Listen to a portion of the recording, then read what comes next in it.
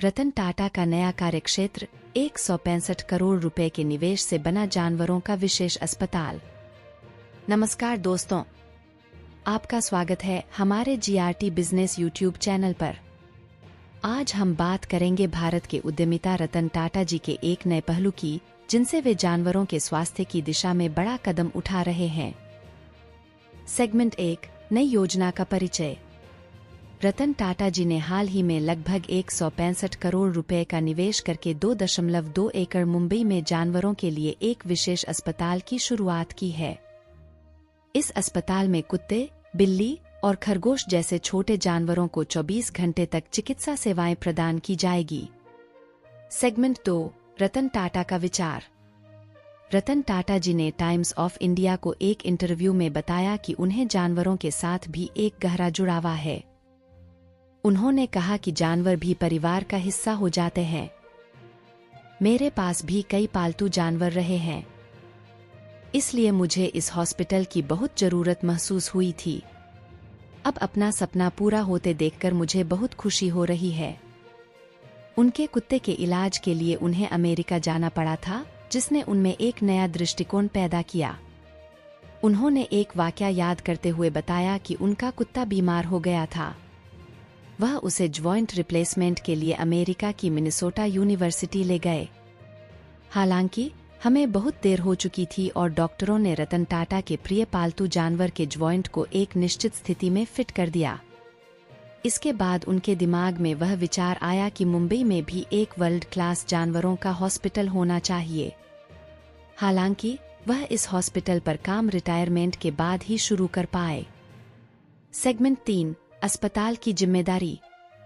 इस अस्पताल की जिम्मेदारी ब्रिटेन के वेट डॉक्टर थॉमस हीथकोट को सौंपी गई है और इसमें 5 ब्रिटिश अस्पतालों से भी टाई अप है। इस अस्पताल में आवारा कुत्तों की देखभाल के लिए भी एक एनजीओ शामिल है।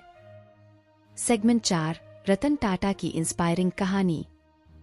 रतन टाटा जी की 86 वर्षीय आयु में इस तरह की पहल से हम सभी को एक प्रेरणादायक सबक सीखने को मिलता है। उन्होंने अपने सपने को पूरा करने के लिए कई संघर्षों का सामना किया है और इससे हमें यह सीखने को मिलता है कि कोई भी कार्य मुश्किल हो सकता है, लेकिन नामुमकिन नहीं। सेगमेंट 5, अस्पताल के साथ टाटा ग्रुप का योगदान। यह अस्पताल टाटा ग्रुप के उदार कार्यों की एक और जीत है, जो पहले से ही देश में कई शोध संस्थानों की स्थापना कर चुका है। टाटा ग्रुप के इस नई पहल से हमें जानवरों के स्वास्थ्य की देखभाल में एक नया मील का पत्थर मिलेगा। यह अस्पताल टाटा ग्रुप के बेहतरीन संस्थानों में शुमार किया जाएगा। इससे पहले इस कारोबारी घराने ने देश का पहला cancer care hospital, Tata institute of social sciences और Indian institute of sciences Bengaluru जैसे नामी गिरामी संस्थानों की शुरुआत भी की है। यह अस्पताल शुरू में नवी मुंबई के कलंबोली इलाके में बनने वाला था। फिर उन्होंने यात्रा में लगने वाले समय को देखते हुए इसे मुंबई में ही बनाने का फैसला लिया गया। सही जगह की तलाश, सरकार की मंजूरी और कोविड ने इस अस्पताल को कुछ साल पीछे धकेल दिया। कंक्लूजन, निष्कर्ष। इस विशेष वीडियो से हमने देखा कि रतन टाटा जी ने निरंतर समाज कल्याण के लिए काम करते हुए एक नई पहल की है और इस अस्पताल के माध्यम से रतन टाटा जी ने एक और बार अपने समर्पण और सामाजिक संबंध को साबित किया है, जिससे हम सभी को एक सकारात्मक संदेश मिलता है कि यदि हमारी मेहनत और संकल्प सही हो तो हम किसी भी क्षेत्र में सक्षम हो सकते हैं। हम आशा करते हैं कि इस प्रकार के सामाजिक पहलुओं को देखकर और सुनकर लोगों में जागरूकता बढ़ेगी और वे भी समाज के भले के लिए योगदान देने का प्रेरित होंगे।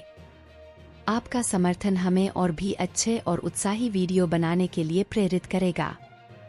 धन्यवाद। जीआरटी बिजनेस चैनल खबरों का स्रोत समाचार एजेंसियों, जनमत और अन्य सार्वजनिक स्थानों से प्राप्त करता है। हम पूरी कोशिश करते हैं कि यह सारांश और रिपोर्टिंग सटीक और सत्यापित हो, लेकिन हम किसी भी विवाद या त्रुटि के लिए जिम्मेदार नहीं हैं। हमारा उद्देश्य जनमत को जानकारी प्रदान करना है।